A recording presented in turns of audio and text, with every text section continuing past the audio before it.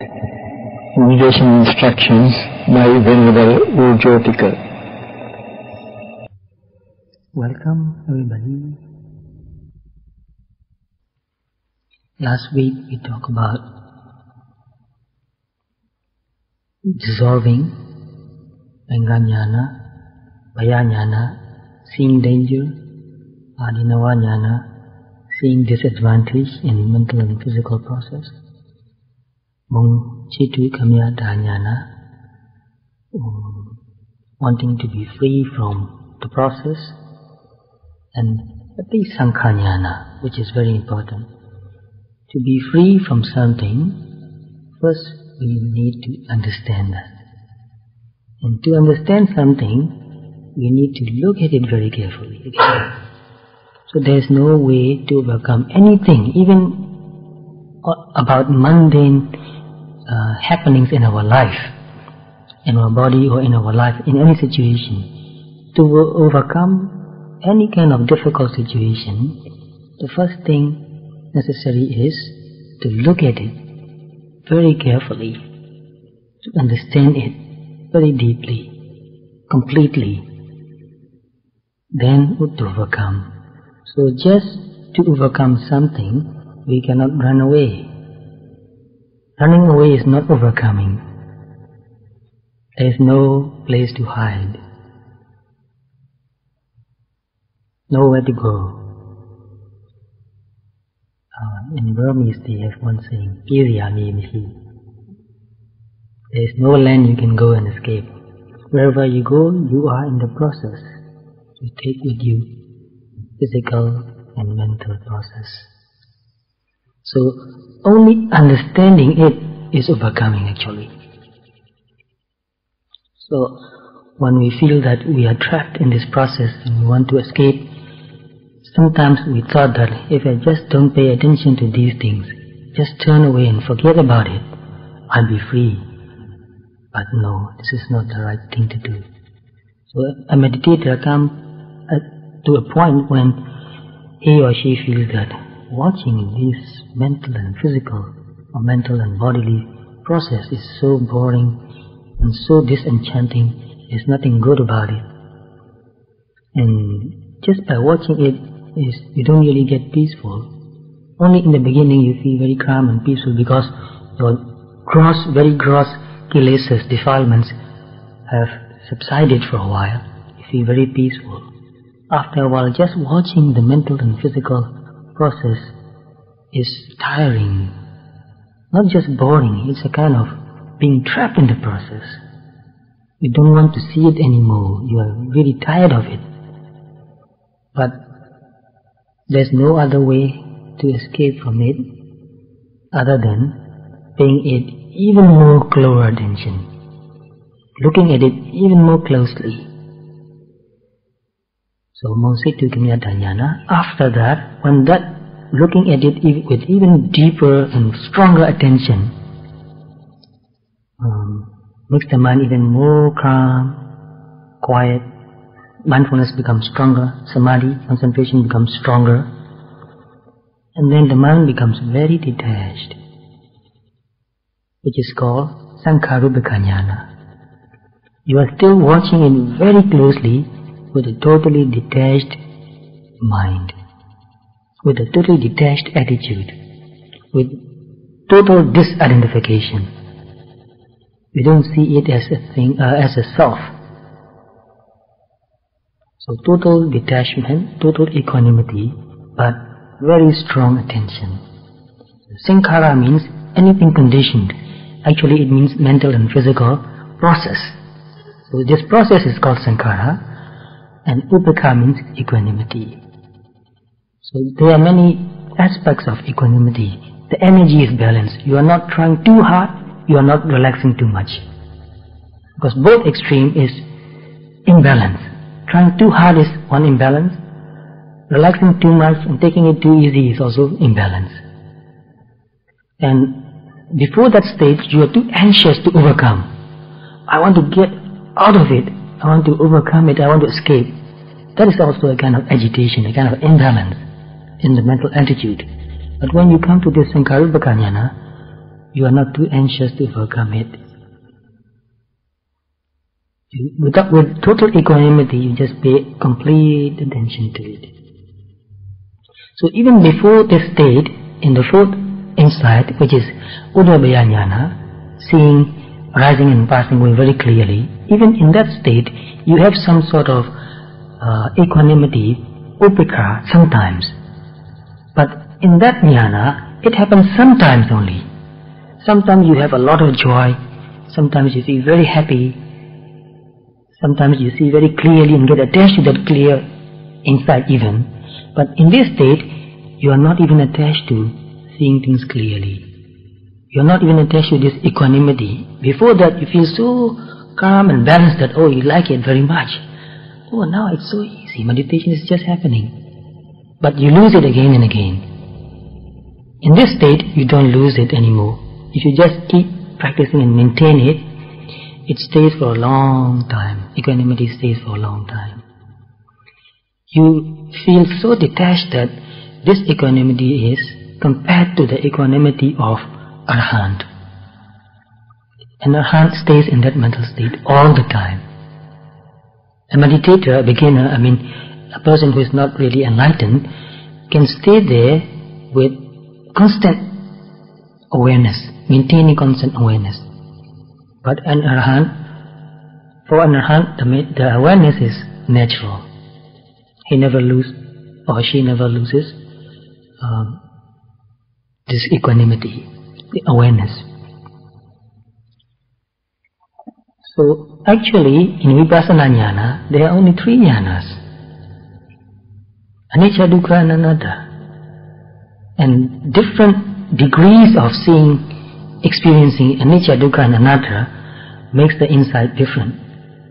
So in Burma, one teacher who taught meditation, he talked about only 3 jnanas. Seeing impermanence and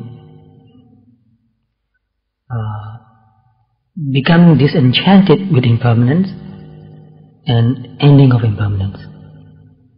In Burmese they say Phit Pyat Mien, Phit Pyat Moan, Phit Pyat Son.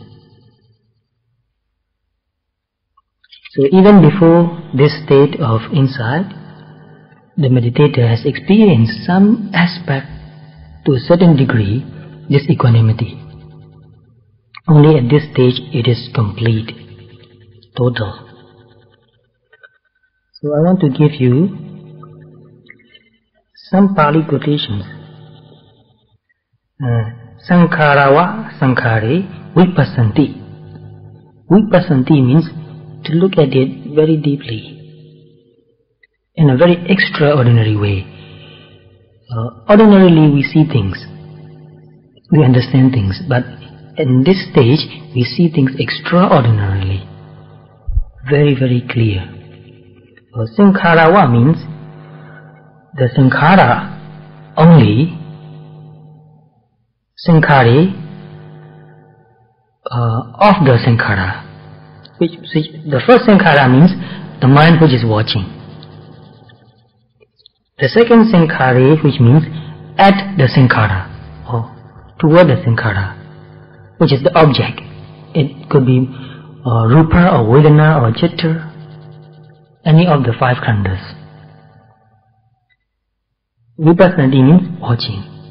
So a process is watching another process, not you anymore. And in this stage, it becomes so clear that you really feel it. There's no I watching this. And to break through, this sort of total disidentification is necessary, and this kind of very deep, very strong balance. So upekha has many meanings. Happiness, unhappiness, neither happy nor unhappy is also called upekha. Happiness is one extreme, unhappiness is another extreme. Neither happy nor unhappy is one upekha, a kind of upekha. So in this stage, the meditator is neither happy nor unhappy. Before that, sometimes you get very happy about the way you see so clearly. Sometimes you feel unhappy about being trapped in the process. But now, there's no happiness, there's no unhappiness. Total balance, total equanimity. The energy before sometimes is too much, it's too little. Now, not too much, not too little. Just right. So, some of you who can understand some Burmese, I want to give you a few quotations in Burmese. Shi nyamya phik khaika ketu tinkhara do nai apit myin chin nyingwe chin lut lo yue sin chin chin amma ma kaung lu thin yue a maya chin long wa mashi taw bi. This is a very important point. Before this insight, we see the sankharas, physical or feeling or any kind of process. We see that there are disadvantages. We see that as not good. This is not good. This process is not good. And imagine is to become some sort of unhappy, but not really negative kind of unhappiness. To become disenchanted. So in this stage, there's no unhappiness about it anymore. And before this state is Monchitu Kumyatanyana, which is wanting to escape, and wanting to escape and thinking what to do about it. At this stage, there is no wanting to escape anymore, no thinking about it anymore. Total, complete attention only, which becomes even more simple. The meditation becomes very, very simple now. And sometimes before this state, because you see physical and mental processes as disadvantages, sometimes you don't want to pay complete attention. You want to turn away. Sometimes you think that before this state, it was so good to meditate. It was so peaceful, so enjoyable. But now, I think my meditation is not very good anymore. That sort of being dissatisfied with even your meditation happens before this. But now, there is no dissatisfaction with it anymore. So see what happens to the mind. The mind is totally detached, total disidentification, and no desire to be otherwise anymore, just watching it very simply. So this is the best state of mind. Not wanting to do anything anymore, just paying total attention. Just try to imagine even that state of mind and see how free you can feel. You don't want to be otherwise. No matter what happens, it doesn't matter. Just total attention. Even thinking and imagining this makes you very peaceful. All our life, we are either grabbing or grasping, or either pushing things away. No, no, go away. Oh, no, no, stay, stay. We are doing two things all the times. Reaching out and grabbing and trying to keep things, or sometimes pushing things away. No, no, no, don't come, go away. So very tiring. That is very tiring. In this state of mind, we are not grabbing anything anymore. We are not reaching out for anything anymore. We are not pushing things away. We are just paying total attention. So it's a kind of total surrender also in a way. Surrender to the process. Let anything happen. I will just pay complete attention. This is just the right attitude. So at this stage, you are not worrying about anything anymore, even not dying anymore. Even if you die at that moment, you feel completely okay about it. So if we have to die, we will die someday, but when we die, the best way to die is to be in that mental state. To accept the process completely, to pay total attention, to understand it. No resistance, no fear. The best way to die, the best mental state. So I told you once, I was very, very sick a few times. Malaria, tonsillitis, and dysentery, chronic. It was going on and on for months and months. Became very, very weak and sick, and about to die. At first I was really worried about that. I was afraid to die. I didn't want to die. So I said, no, no, no, I want to live. But the harder I try, to hold on to life, the more tiring it becomes, because I worry too much. Somebody must do something for me. Nobody is doing anything for me now. Why have they given up? Nobody is around. I can't call anybody. I can't move. I can't say anything. I was thinking, why are they just leaving me, going away? Why are they not doing something for me? So that kind of thought made me even more unhappy and more tiring. At last I thought, maybe they have given up because they can't do anything anymore. And one of my friends said, he must be in coma, because I was not moving anymore. I can't say anything anymore. So for a long time I just tried to hold on to life.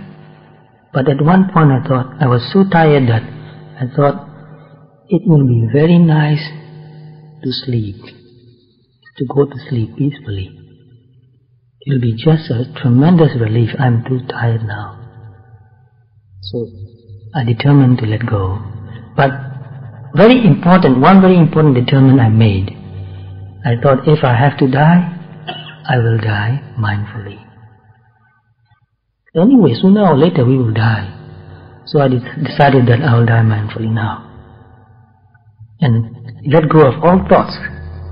And just keep my mind as relaxed and calm as possible. And maintain mindfulness. So slowly and slowly the mind become more and more peaceful, more and more peaceful. And I noticed that I was not so tired anymore.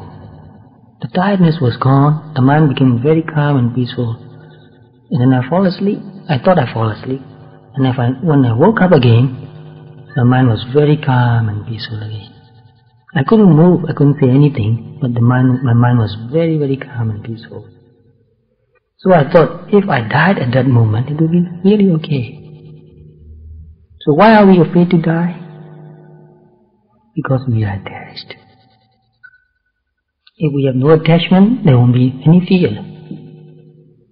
So meditation is in a way a very good preparation for death, and it is necessary, it is very important.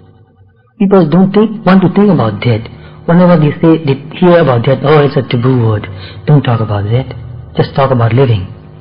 But those who are prepared to die, then only they are ready to live. Because most of us, although we are alive, we are not really living. We are resisting life so much. We are not really paying attention and learning enough from our life. So whenever I think about this insight, I thought, this insight is the best insight. Because we cannot die with the mental state of Megha or Phala. We cannot do that. Even Buddha didn't do that. Couldn't do that. At this stage, the mind has no fear. It is very pure and clear. Very pure and very clear. In Burmese word it is Alongpeng Planshin Chilei. Planshin means pure. No tainted. There's nothing tainted. Very pure and very clear. And the mind is very, very balanced, and it feels very peaceful too. No excitement, no joy, no elation, no happiness, but very, very peaceful.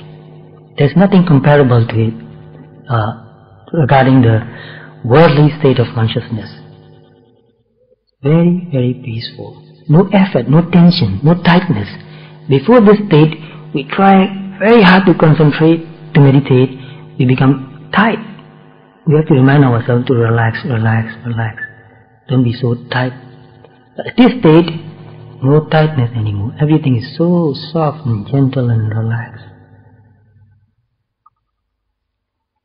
So very, very peaceful. Although the mind is very, very peaceful, that mental state is not even attached to that peacefulness. This is very important point, because before this stage, we feel peacefulness. Even in the fourth insight, we feel very peaceful, but we get attached to that peacefulness. And that becomes an hindrance. Peacefulness itself is not hindrance, but attachment to peacefulness is hindrance. But at this stage, there is no attachment to that peacefulness even. That's why it is so pure. Because if there were any attachment at all there, then it will not be pure.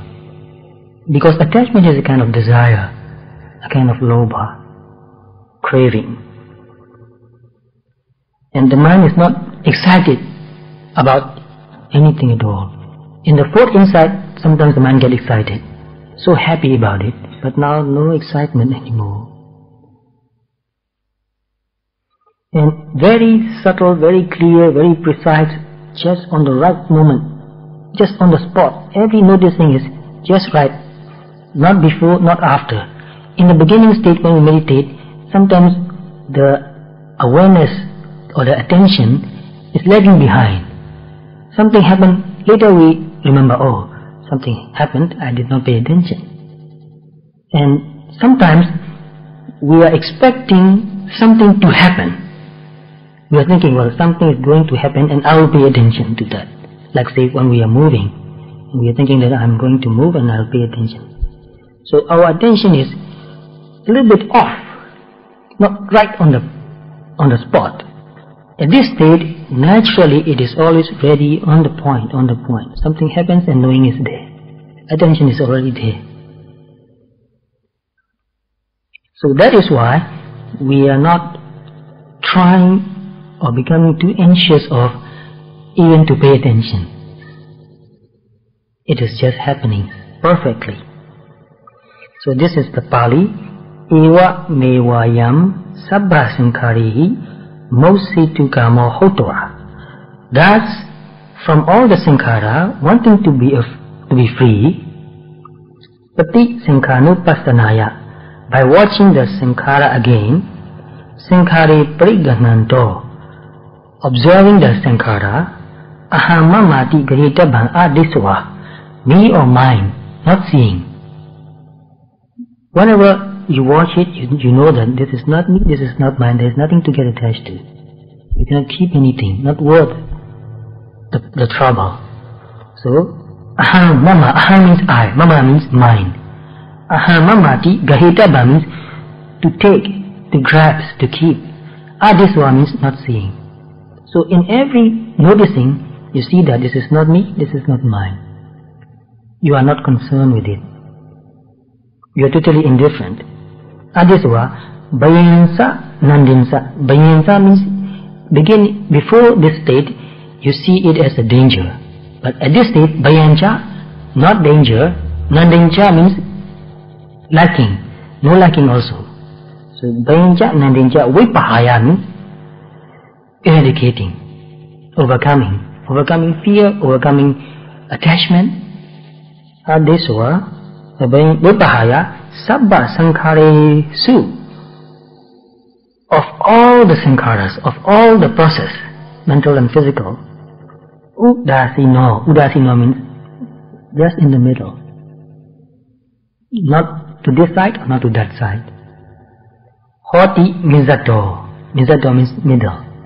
So this is the middle path actually. So we are getting very close to the real middle path.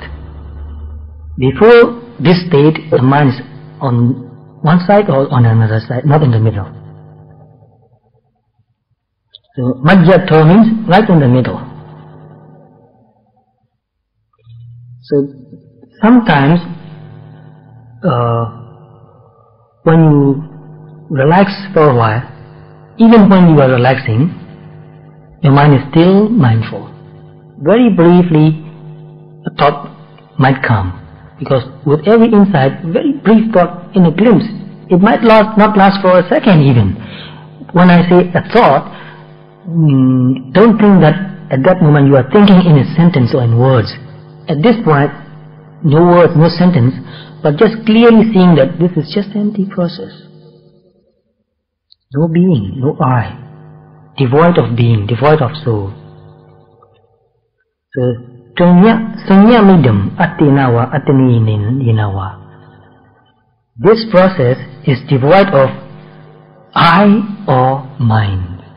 Mine. My belonging. Mine. So no I, no mine. It is devoid of my, I, mine. So similar thoughts and insights came before, but at this stage it is more and more clear, more and more clear. This process does not obey anybody's wish. You can also see that it is just something happening. And Puna cha parambikwe Ariya Savako iti pati sankati naham kwasmi kastasi kinchana tatamai, which means there is nothing that I need to worry about, and nobody needs to worry about me. So sometimes we think like that, in our ordinary life, ordinary thinking, we worry about other people, and sometimes we worry that others worry about us, or we like that also. Oh, somebody is concerned about me. But now you see that I'm not concerned about anything at all, and nobody needs to be concerned about me. There's nothing there, there's just a process. Many explanations from the text giving very, very detailed explanations, but only for scholars it is very useful. So at this stage, Ewa Mewa Sache Sankarupikhanyanam Santipadam Nibbanam Santato Patati. So at this stage, the meditator see that the end of this process is real peace. We want to be in a certain form, certain life, certain state. We crave for that. We don't want to let go of all forms, all existence. But at this stage, the mind can see very clearly that the end of the process is real peace. So before the mind has developed enough energy, enough clarity to give up the process, although the meditator can understand that any process is unsatisfactory, the mind still falls back watching the process. So that is what here it means. Sabbam Sankhara Pavatam Vaisajitwa Nibbana Pakantaji. When the mind develops enough energy, it gives up all the sankhara and goes into Nibbana. No che patati. If the person cannot do that, punam, again and again, sankhara ramana mewa hodva bodhati. Still come back and watch the sankhara, the arising and passing away of mental and physical process. So this happens again and again. The mind sometimes wants to reach or go into Nibbana, but not enough energy to do that. Falls back and watch physical or mental process arising and passing away until it builds up more and more clarity. So when this happens, one should understand that. Some people, they feel discouraged again. They say, oh, I fall back again and again. So this is very natural. Before a few weeks ago, I told you about that too. You hold on to a rope. There's a very deep gorge, some very deep gap between two mountains, let's say, mountains, like a very deep opening in between. There's a tree and there's a rope or some kind of a vine, very thick vine hanging there. So you take hold of the rope and then you swing. But when you feel that your swinging is not strong enough, you are afraid that you will go in between. So you cannot let go of the rope. You come back to this side again. And then take more momentum, then swing again. So after a few times, you feel that you have developed enough momentum, then you swing and you let go, and it is going very fast, very fast, very fast. Then let go of the rope. So at that moment, you are not on this side, but you are not on that side either. You are in the middle, but you have let go of this side. So, can you come back? No, no way you can come, because you have let go of the rope. Although you are not on that side already, you are going there with all the energy and momentum.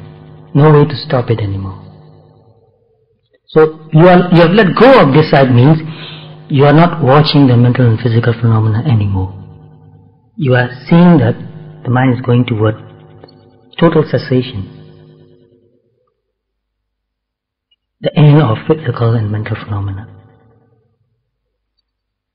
So from this Sankharupeka jnana, the next jnana, which is if and when it happens, is this state.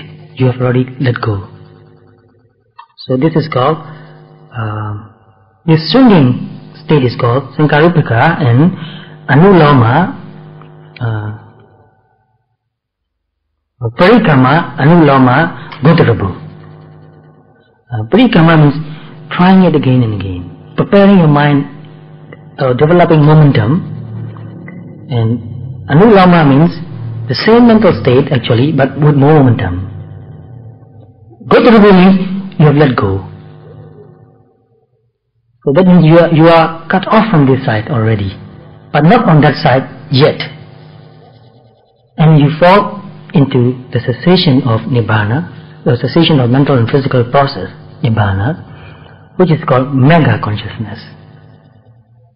So it happens very quickly in succession, in a very short moment, because one mental state lasts for a very, very short period, maybe 1,000th or 1,000,000th of a second. So each mental state happens consecutively, and at that moment you cannot return anymore. And after that, total quietness, total stillness, nothing rising, nothing passing away, no watching anymore, because you cannot watch anymore.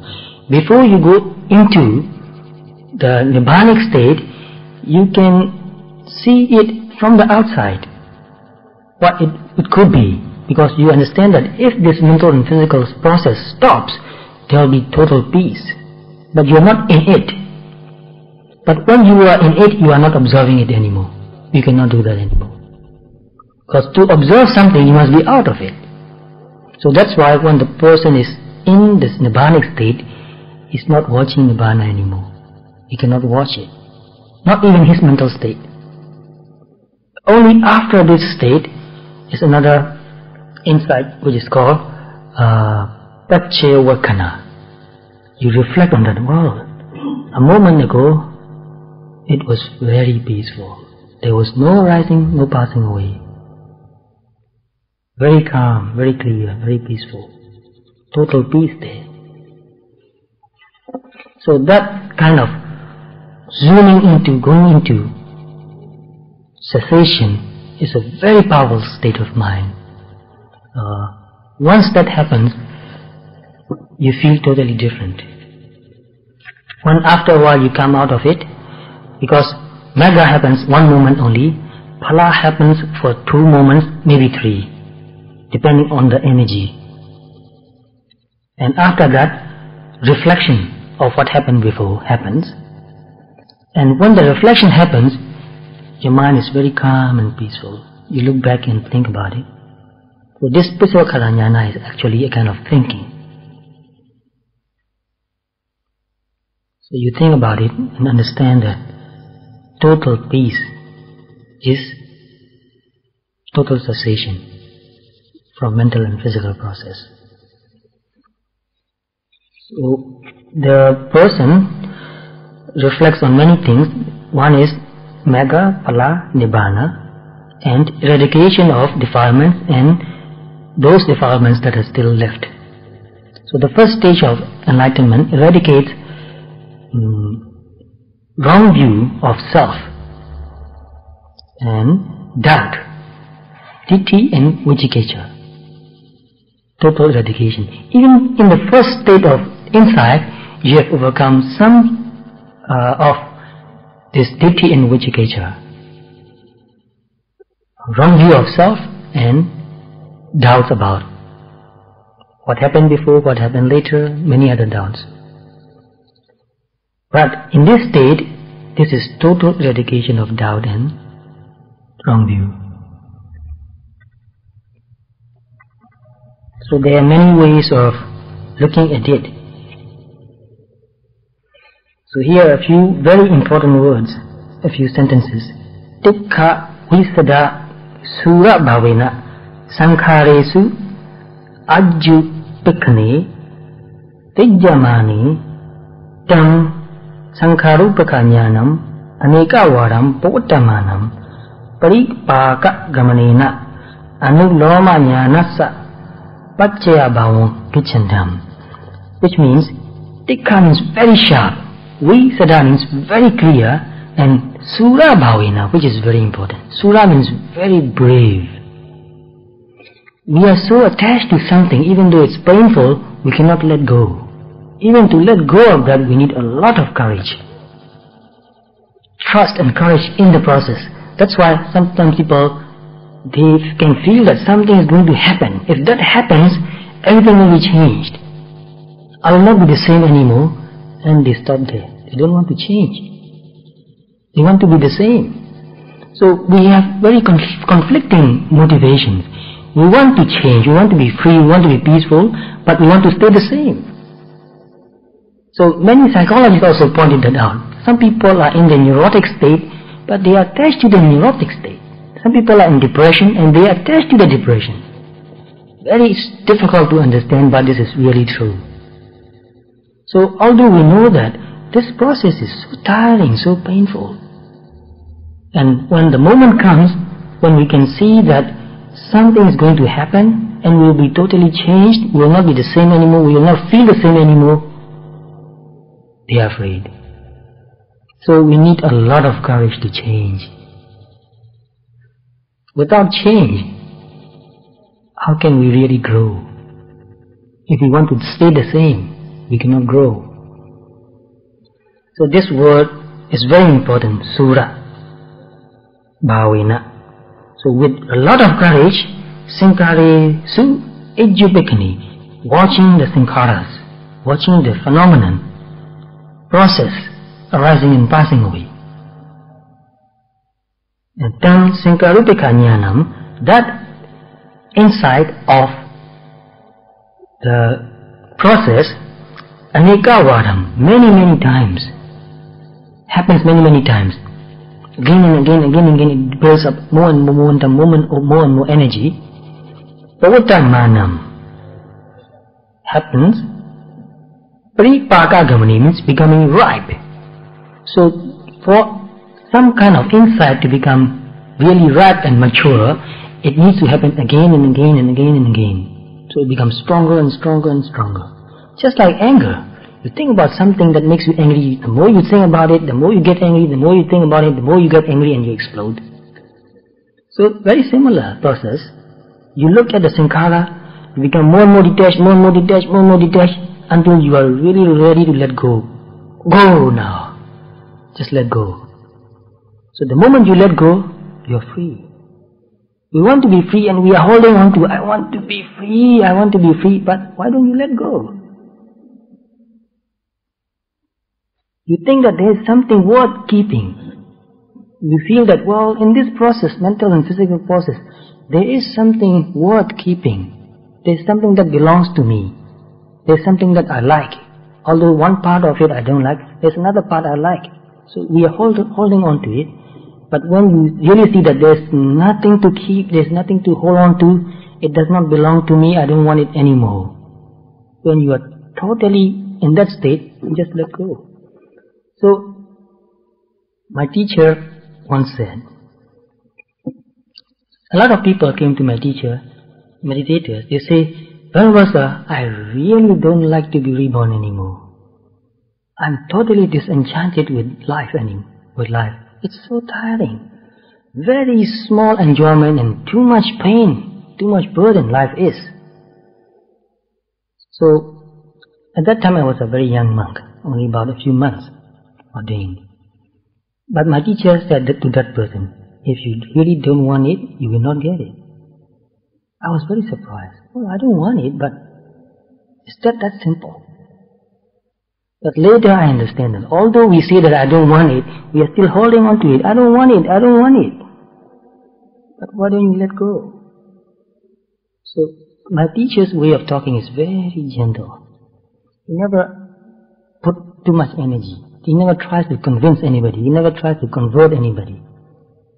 So when his supporter or his student, many people ask the same question. He said the same thing to him, monks and lay people. He said, if you really don't want it, you will not get it. You are getting it because you want it. It's that simple. We are getting it because we want it. We are unhappy because we want unhappiness. But we are denying that, no, I don't want unhappiness. I only want happiness. But what do you mean by happiness? Fulfilling desire?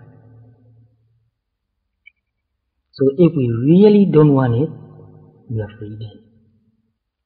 So this Pali word is translated in Burmese, so for the benefit of those who can understand Burmese, a few of you here can understand Burmese. Tikka Visada Sura Bhavina. So in Burmese it is Tenye Zanshin Yeyin Di Apit Pin. So very clear, you see. Tenye, very sharp. Zanshin, very pure, very clear. Yeyin, very brave. So the courage to change is very important. We need a lot of courage to change, to learn, to grow. I think there's a lot of psychological significance in this point. Brave. And also, pure. To be pure. To want to be free means to be pure. If we really want to be free, we must purify ourselves. Purify in sila, purify in samadhi, purify in wisdom.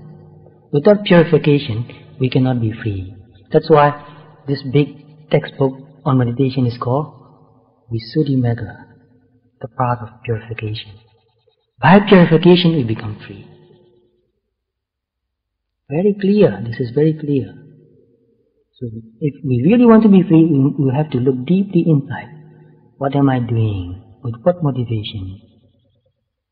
Is my sila, my precepts, my behavior pure? Is my motivation pure? Is my mind clear and pure? Or am I brave enough? So if we are worthy of it, we will get it. So we need to live our life in such a way that we are worthy of it. We want something, but if we are not worthy of it, we will not get it. Any kind of thing, if I want your respect, if I'm worthy of it, I'll get it. If I want your metta, your loving kindness, if I'm worthy of it, I'll get it. So whatever happens in our life happens because we deserve. We don't get anything undeserved actually. But a lot of us complain that, oh, why should this happen to me? Just tell yourself, because I deserve it. Whether it is good or not good, things happen to us because we deserve that.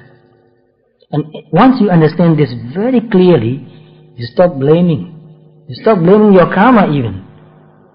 You stop blaming your parents, you stop blaming your government.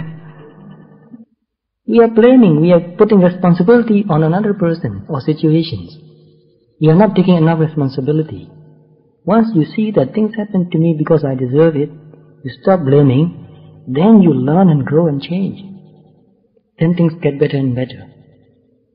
So this right mental attitude is very important in everything we do. So in the last few moments of this breakthrough, among these three characteristics of process, anicca, dukkha, anatta, either of this will become very clear. For example, if a person can... We have very interesting explanation about the mental process, what happens in each moment. But very difficult to discuss, needs to have a different teaching class to explain those things in detail. But not really necessary for meditators to meditate. These things, if you haven't experienced it, it's very difficult to understand. But when you experience it, it's quite natural. You see that, oh, of course, it's so natural that things should happen this way.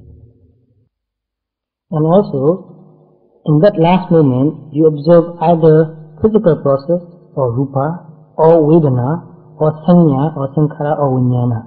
From the 5 khandhas, you observe only one. You cannot observe all 5 at the same moment, because an object can be an object only one at a time. One consciousness cannot observe 5. One consciousness can observe only one object, and because you have to observe it repeatedly, if you are observing vedana, you observe vedana and anicca. Vedana anicca, or vedana dukkha, or vedana anatta. If you are observing rupa, you see rupa as anicca, or dukkha, or anatta. So only one object, only one aspect of the 3 characteristics. Repeatedly. You don't switch to another object or another characteristic. These are very important points, I think. That's why in your meditation, when you are paying attention to vedana, it becomes more and more clear. Stay with it, stay with it, stay with it. Make it more and more clear, more and more clear. If it is any kind of mental state, pay attention to that mental state again and again. Make it more and more clear. You understand all those things in general, but if you understand one thing completely, that is enough. So at that moment, from that moment of letting go, the mind cannot observe any of the 5 khandhas. It cannot experience, it cannot see impermanence, unsatisfactoriness, or non-self, non-ego anymore. It can only see total quietness, cessation. So then the person understands that nibbana means total cessation of phenomena. This is very difficult to talk about. It is not something that does not exist. Because if we say that nibbana means nothing exists, then we can also say that nibbana does not exist. Nibbana is an experience also. So at that moment, the object also stops and the watching also stops. 2 things stop. So a person feels like everything comes to an end. Just stop. How do you give an example of that? This state is beyond words.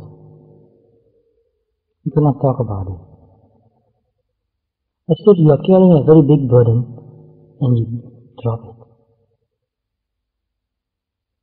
And maybe you are pulling something very heavy and then the rope snaps.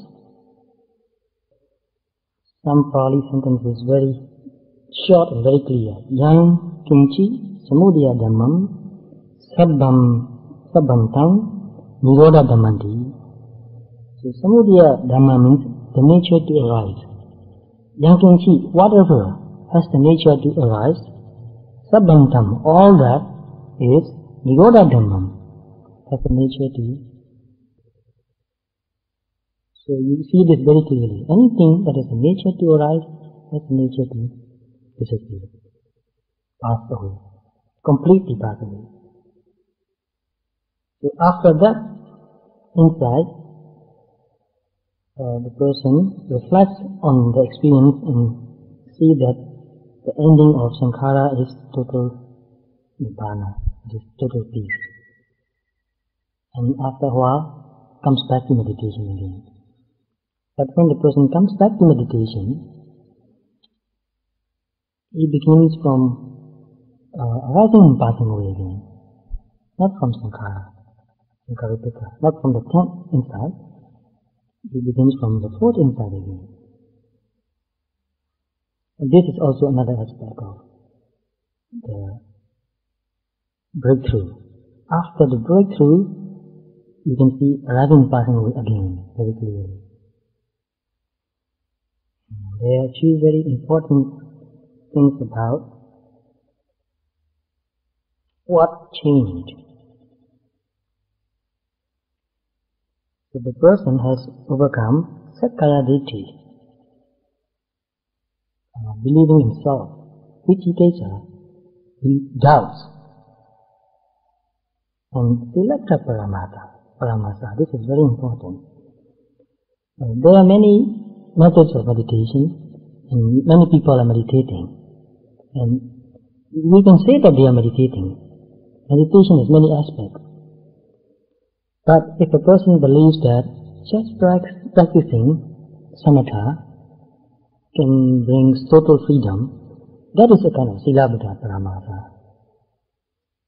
And also, there were some ascetics in the time of the Buddha who believed that if you just behave like a cow, you'll be free. You'll just burn out all your defilements. So, practicing like an animal and torturing the body also. If you just torture your body, then you will burn out all your defilements. You become pure. That is a kind of wrong practice. So, Silabhita Paramasa means wrong practice. Practicing something wrong and believing that that will lead to freedom.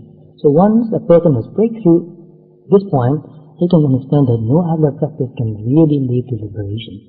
Only that practice which has this eightfold noble path can lead to liberation, freedom, can lead to the experience of Nibbana. No other practice can lead to that.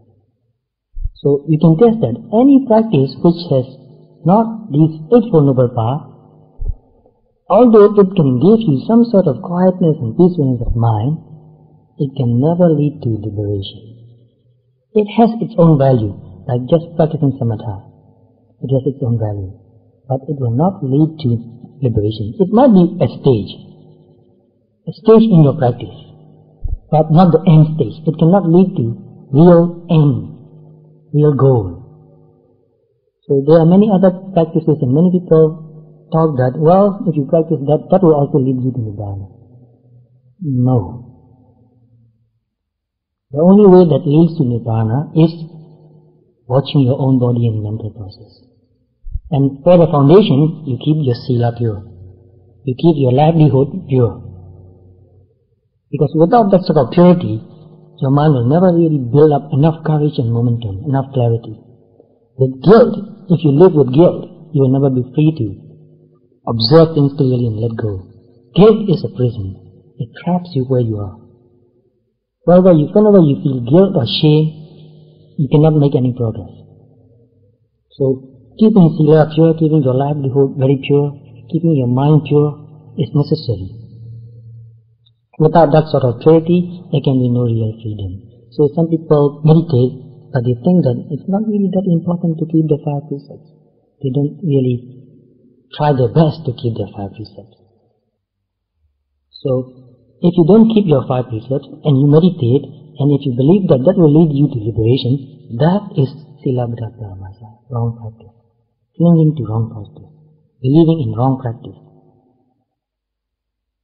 So some people, sometimes in their meditation, they experience a very pure and peaceful mental state once in a while, and they mistake that as real Nibbana. And when the person has experienced real Nibbana, he or she can see that that is not real Nibbana. So mistake about Nibbana is also overcome. And only in the 3rd stage of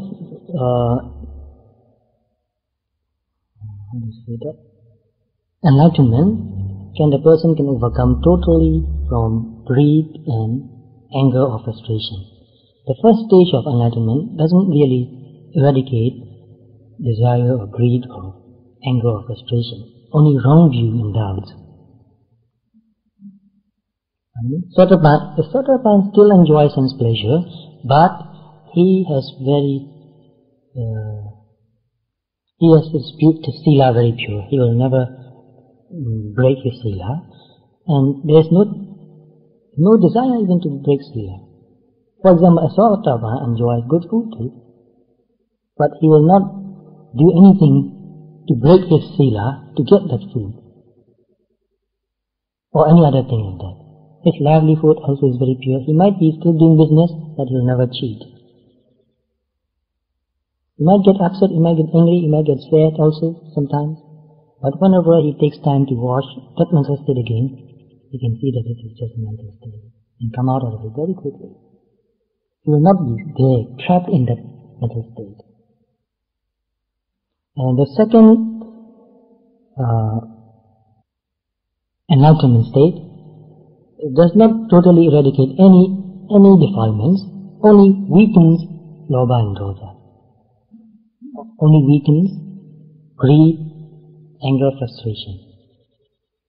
But even after the third stage of enlightenment, this person still has some defilements, still clinging to a very special life, a pure existence, not enjoying any sense pleasure, no anger, but very pure, peaceful happiness. Still enjoy that. And also some sort of satisfaction, which is very close to a kind of pride. You're very satisfied by your achievement, yes.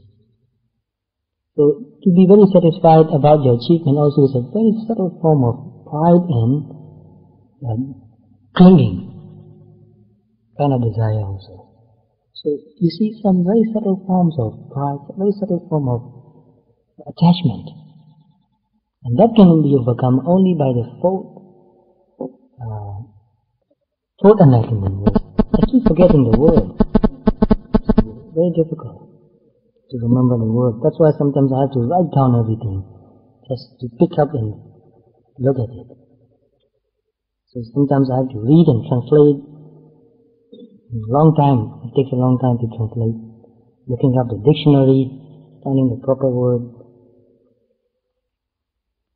And if this person is a judge, he becomes a Sotapanna, he has attained the first enlightenment, first state of enlightenment. If he is a judge, he will never do anything wrong. He will never take bribe and yes, he will never be corrupt, he will never do that. It's very fair, very honest. I don't think he will do that. He will just give him another sentence. Good enough. Why should you kill anybody? You teach him. In some countries it's banned totally. You're not allowed to, life sentence is not allowed anymore, which is a good thing. What's the point of killing a person? You don't teach him, you don't teach another person also. People are killed somewhere, nobody knows. We think that we are punishing that person, we're teaching that person, he doesn't become a better person, and nobody else become a better person for that. So anyway, if he is a judge, he will not do anything dishonest. Very long explanation. The first enlightenment eradicates Visikesha, Nivarana, and Kama, Chanda, Vyavada, Kokocha, which means greed, very strong greed, and very strong aversion. And Kokocha means regret, it's a kind of regret, is overcome by the third stage of enlightenment. So this is a very important thing to think about. In some other teachings, we hear that if a person has done something wrong, and if a person thinks about his misdeed and feels very unhappy about it, oh, I've done something wrong, and lament and cry and beat himself or herself, oh, I've done something wrong, I'm so bad. In some teachings, they say that this is a good thing to do. Regret is a good thing to do. But in the teaching of the Buddha, regret is not good. But what do you mean by that? If a person has done something wrong, then not to regret is that very good? Regret which comes with deep understanding is good. Which means that you don't go on crying about it, you learn from it. You see that, yes, I've done something wrong, and I will not do it again. Finish. If I have to suffer for it, okay, I'm brave enough to suffer for it, for my misdeed. But I'm not going to cry for it anymore. But no use just dwelling on what you've done and feel unhappy about it and not being able to do anything else. Don't waste your time. If you have done something wrong, learn from it and correct yourself and do something good. Go on, go ahead with your work. So, you see, the Buddha's teaching is to go ahead, to learn and to grow. You know the root meaning of the word kokocha? Although we translate that as regret, is there any word for regret similar to the word regret? Remorse, yes, remorse. Thank you. Remorse, regret. The root word for kokocha is ku and kata. The two words together made the word kokocha. Ku means bad, kata means done. Ku kata. And that doesn't really explain the meaning very clearly, but the real meaning is, if you are in remorse, that is something very ugly. That itself is something unwholesome. Because look deep into your mind. When you are in remorse, when you are feeling remorse, when you are feeling regret, what is your mental state? Is that peaceful? And look at it very deeply. The more you regret,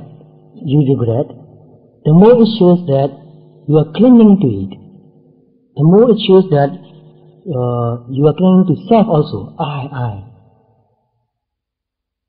Very interesting, these things are.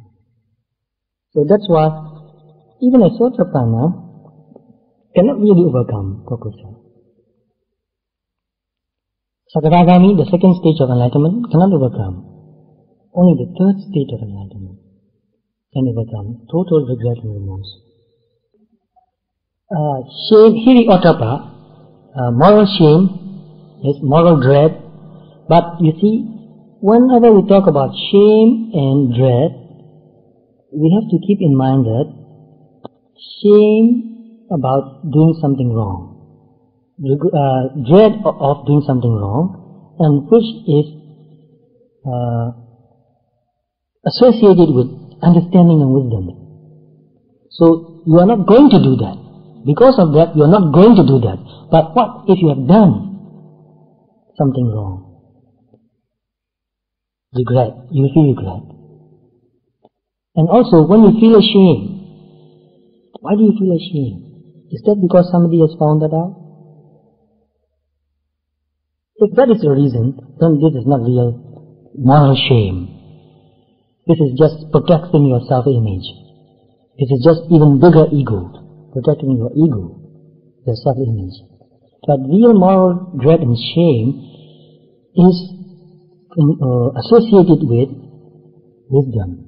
This is shameful, I will not do that. But if you have done something, you know that, wow, this is very shameful what I've done, but I'm not going to do that again. But you don't go on living with that shame and regret and not being able to do anything better. So you have to overcome that shame and regret and go on doing something better. Change yourself. Correct yourself.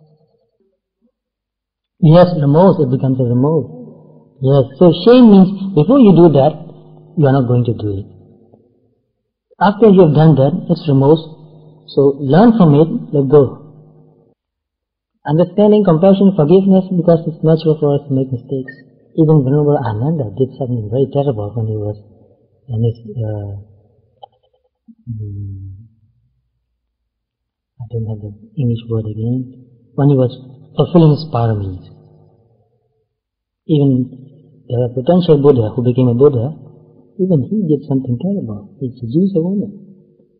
Venerable Ananda, he was a goldsmith once, and a lot of rich and beautiful women came to him to make jewelry, and he seduced a lot of them. So that doesn't mean that it's okay to do that, but because of greed, because of desire, because of lust, people do such things. But even from that mistake, you can learn and grow and become liberated. Very, very detailed explanations from many texts about what happens to each stages of enlightenment, but we don't have that much time. If you are still interested in going into deep detail, And I'm willing to do that another course. Riya Sila Kanya Sinjebo in Burmese it is, and there's some Pali also. The person who's enlightened keeps his sila pure and intact, no justification. I heard a lot of justifications. People say, oh, although he's enlightened, still because of too much temptation, he did this or that. Justifications, no.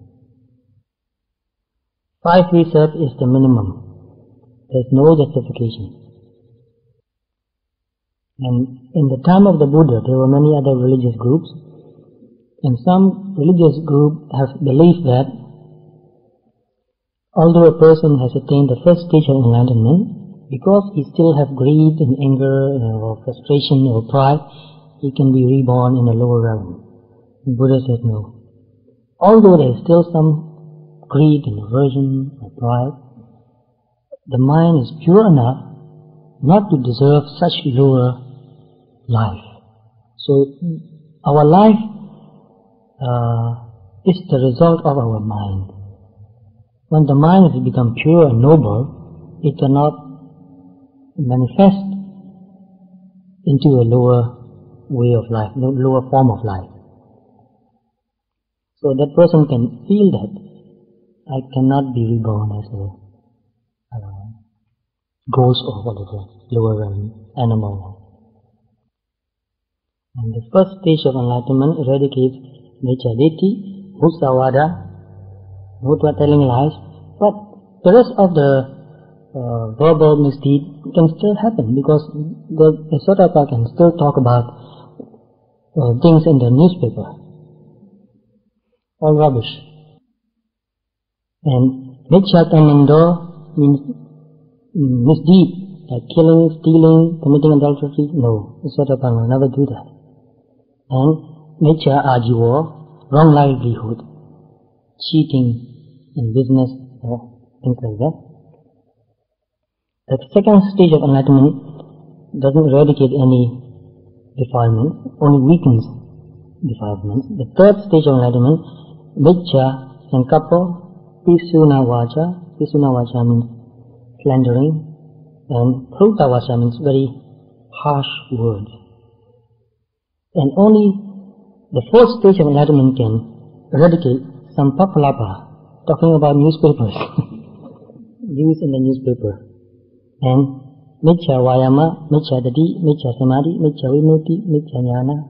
So these things are very deep and it will take a long time to discuss. So maybe next week I will give some more detail about these things. Today just the introduction. So we end our class today here. If you have any more questions, I'm willing to answer. Next class, maybe I can finish what I want to say in our next meeting. If not, then we can go on to another. But if we can finish next week, that will be the last. Next week, if we have some time, we will do that, yes. Do you have any question about retreat? Format, yes, that's also important to talk about, yes. If you know what's going to happen, then you can prepare yourself. I'll remember that. If not next week, then the other week. So if you have any more questions, you may ask the questions now. So even though the person has reached the first stage of enlightenment, he still has some defilement. Please understand that. Because many people say that this person, he is supposed to be enlightened, and look, he's reading newspaper. Look, he's enjoying good food. Or whatever. As long as he keeps his 5 precepts intact, it's good enough. So, do you have a question, please?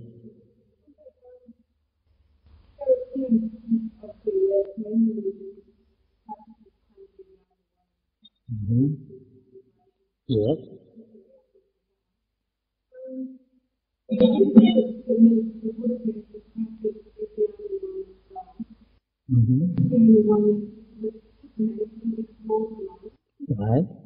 Well, some people ask, even the Buddha, the same question, exactly the same question. People ask in a very different, slightly different way. Some people ask the Buddha, are there arhants in other religious groups? Buddha didn't say that there are arhants in other religious groups or there are not arhants in the religious group.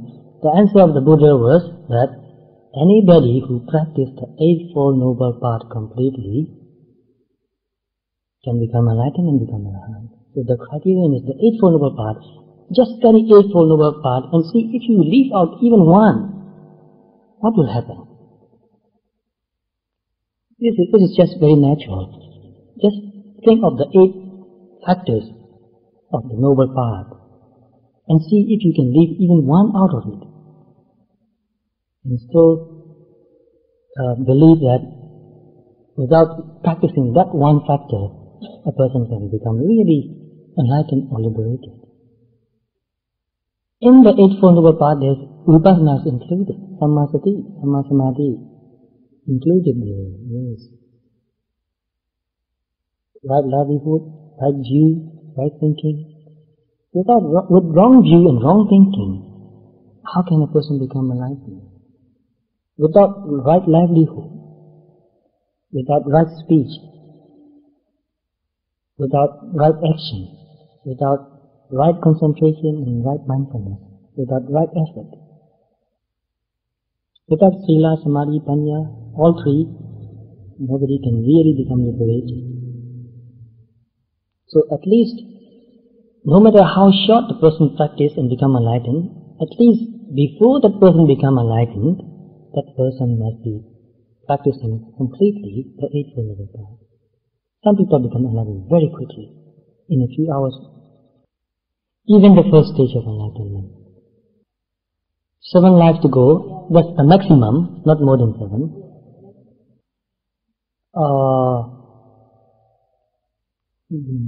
We should assume that or understand that even if the Sotapan forgets about, how do I say that?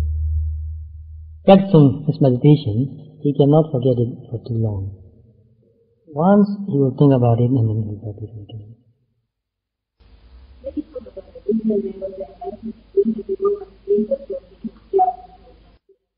Enlightenment goes stage by stage, but it can happen in a few moments.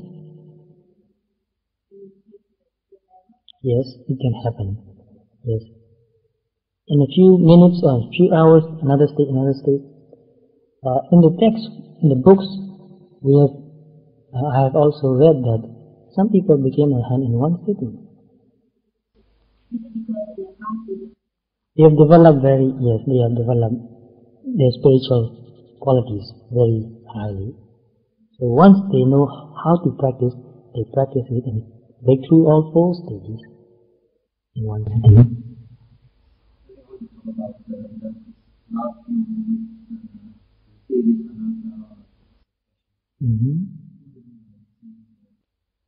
So there's no gap in between. You are not thinking about it. You are not thinking about anything else. One consciousness after another is repeatedly observing very strongly, very clearly. One aspect only, repeatedly. Any one of the 3. So that clarity becomes even more and more stronger. At last, total let go. Very, very strong, very powerful insight. Even before that, you can see anicca or dukkha or anatta in series, without any gap in between, but weak. The insight is weaker. But in the last few insight, watching, it becomes stronger and stronger and stronger. So at last the mind is really ready to let go. Special means it's vipassana consciousness. It's not thinking. It is really seeing the truth. So vipassana actually means extraordinary seeing. Vi means extraordinary. Passa means to see. Not the same moment. Different moments, right. We can see one aspect at a time. Not all at the same time. Yes? How do you know? When you really see, you are not thinking. There's no thinking at all. Just like dark in the night, you are out and looking up at the sky, and suddenly there's a flash of lightning. You see that and it disappears. At that moment you are not imagining, but you really see it and experience it. When it really happens, it's very different from imagination.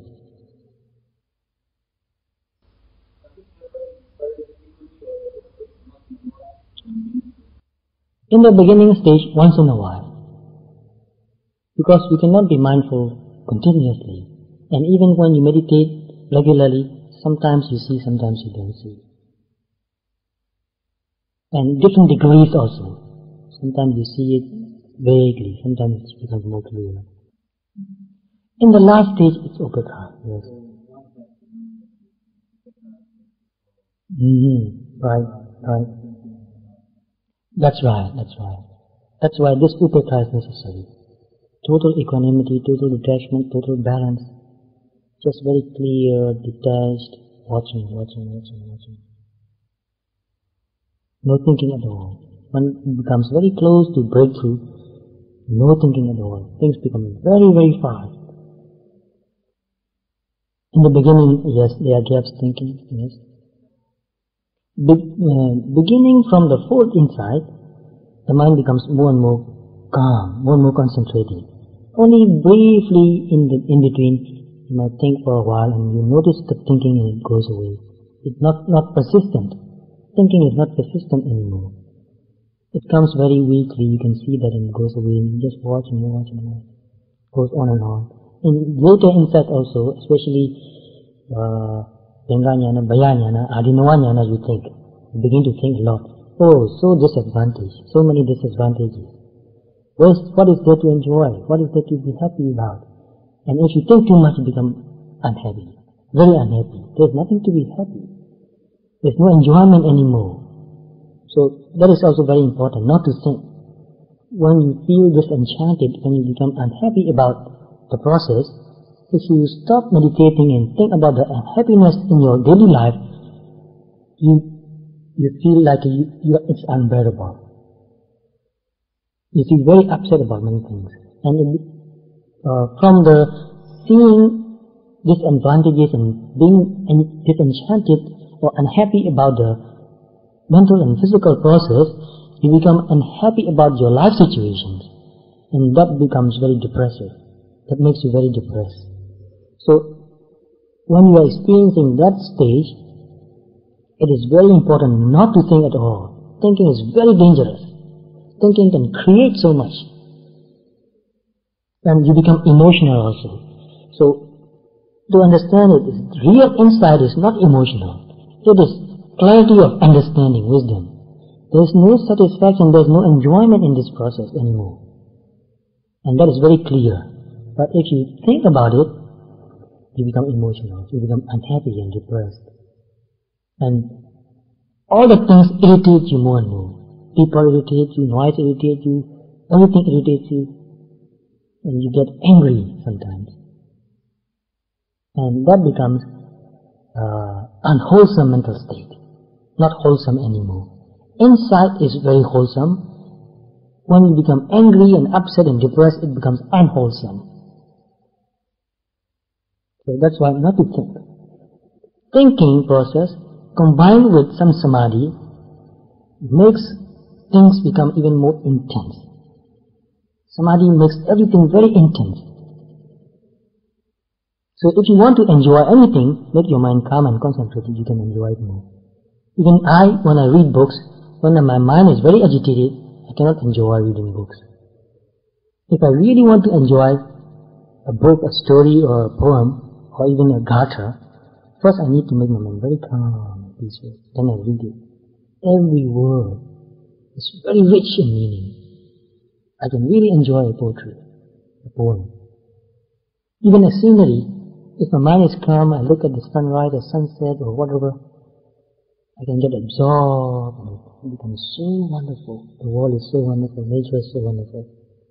But when the mind is agitated, you can't enjoy that. The same thing, when your mind is somewhat concentrated, you think about something frightening, it becomes even more frightening. When you are too agitated, you are not frightened, you are not angry, you are not anything at all. You are too disturbed. So a disturbed mind, a very agitated mind, cannot take in anything strongly. There's a lot of moha. Odicca is very close together with moha. Odicca means scattered, agitated, scattered mind. So, whenever the mind becomes calm and quiet and concentrated, don't imagine anything. Any imagination becomes very real. Good or bad, it can become very real. The most important thing is, whenever a thought comes, pay very close attention to that thought. This is thinking. If you pay very close attention to the thought, it will go away. Whenever it comes, just pay very close attention to thinking. So just paying attention to the thought will make the thought go away. And then bring back your mind to your meditation object. Very simple. Breathing, sensations, vedana, feelings. So the best thing to do is to pay attention to the thought. Not to encourage yourself, not to... Sometimes people enjoy thinking. So if you find yourself enjoying thinking, watch that enjoyment. I like thinking, I like to think, I want to think, wanting to think. We really want to think, it's so difficult not to think. Sometimes we can let go and stay quiet, not thinking. But, thinking creates that we are, I am. Thinking creates that I am. When you stop thinking, you become very unreal sometimes. You feel that something is missing. There's nothing to hold on to. When thinking stops, things become very vague in the beginning. So, we have the habit of holding on to something by thinking about it. So, in a way, thinking is holding on, grasping. Even when you are angry about somebody, you keep thinking about that person, it means that you are attached to that idea. You are attached to what happened, you cannot let go. So thinking means holding on to, grasping, creating something, making your experience real. So now we will conclude our class here.